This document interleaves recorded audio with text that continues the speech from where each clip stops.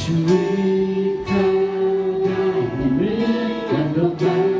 ทรงปิดทองขึ้นไปให้พระองค์ทรงโปรดประทาน